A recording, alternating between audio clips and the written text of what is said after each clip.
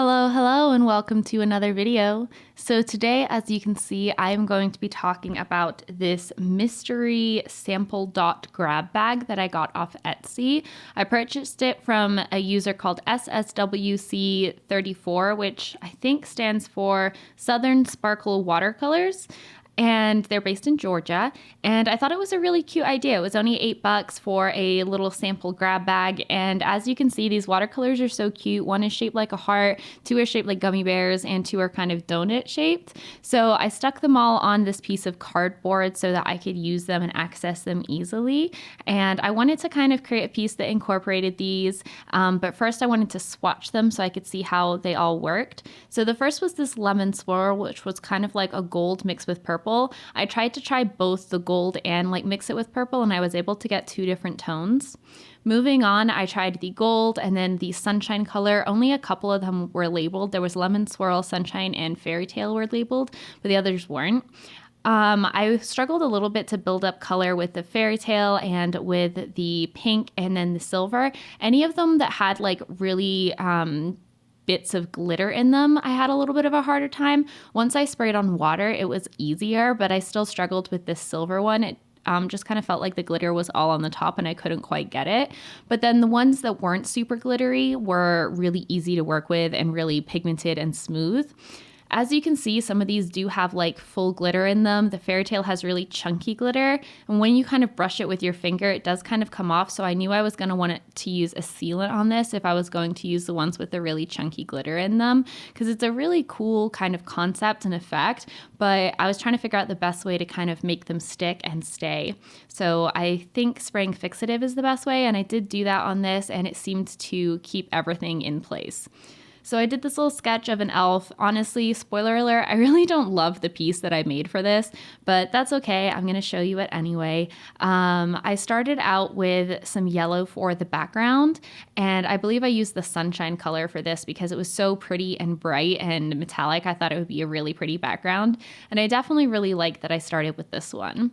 Then I started going in with some purple paint, which I used the Poems About You handmade watercolor for this. I just thought it would be nice to kind of use handmade watercolor with handmade watercolor. And then I kind of made the mistake of throwing on that fairy tale color while it was still wet. And I think I should have really waited to add in a lot of these metallics until the end of the piece, because then I kind of had to blend and shade on top of this chunky glitter, and that definitely made things a little bit harder and definitely moved around the glitter in a lot of places. So that's kind of one thing that I have for you, or advice I have for you, is definitely use these towards the end kind of as an accent piece. I don't know why I did that. I think I was just really excited to use it. I was just like, let's just throw it in there and see what happens.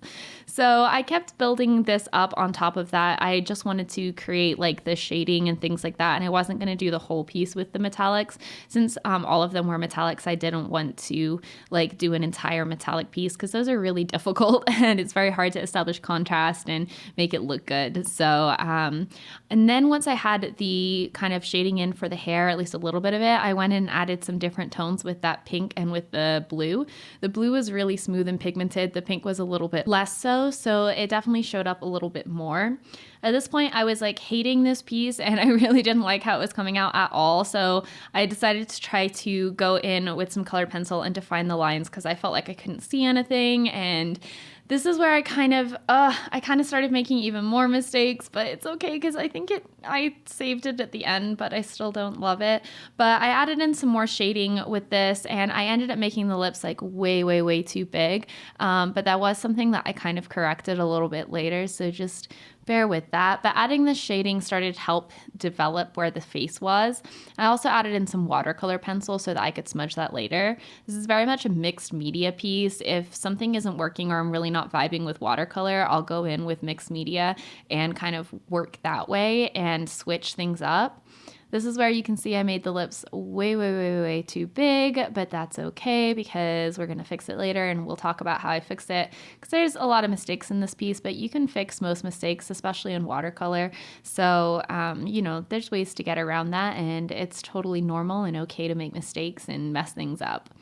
Needed to add in some more contrast because it definitely did not have enough contrast at this point. So I'm going in with an even darker color and adding in some more shadows like behind the nose and at the side of the cheek and things like that. And then I get a wet brush and I start rubbing off using the water some of that upper lip so that it's not quite as oversized. I wanted her to have full lips, but I didn't want the top lip to look like it had been stung by a bee, which I feel like was kind of the vibe that we were having right then. So that definitely helped.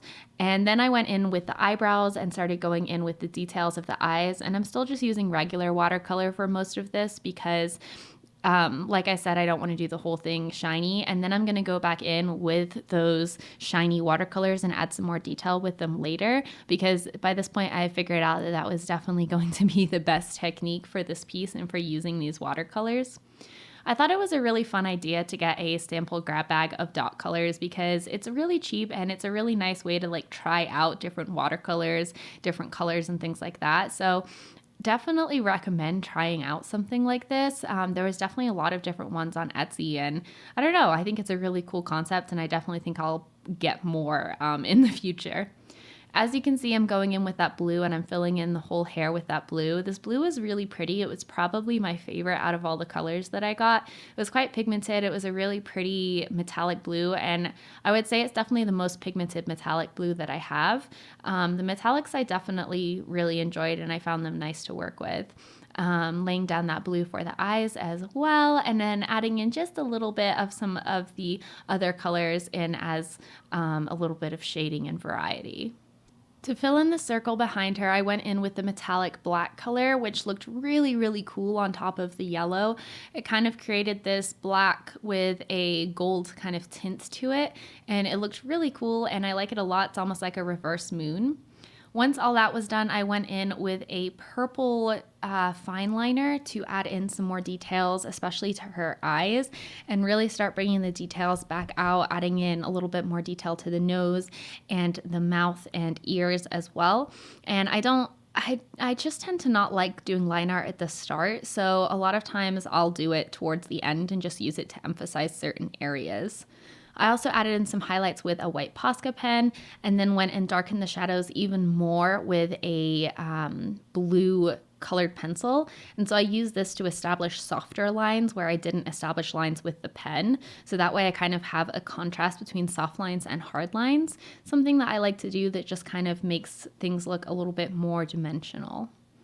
Once I have all of that done and I have all of my shading in, I go and take off my tape, which ripped my paper so badly. Like I don't know if you can see, but it is so ripped. So mistake, I don't even know, number 5,000, but I went ahead and I cut off all of the edges because there is ways to save this. So I cut off all of the edges, and then I decided to mat it on black paper because I thought that would look really nice with the colors. So I just cut out some black, stuck it on some cardboard with some glue, and then I used a glue tape runner to attach this to the front of it. And I think it actually made the painting look a lot better. Like I said, this is not a painting that I'm super necessarily proud of, but I do think it came out okay. And I really enjoyed using these watercolors. I hope you enjoyed this video and seeing what was in my mystery sample dot grab bag. And let me know if you've ever tried one of these before, if you'd like to see more mystery watercolor paint videos or more like supplies from Etsy. And yeah, thanks so much for watching. And as always, have a great rest of your day. Bye guys.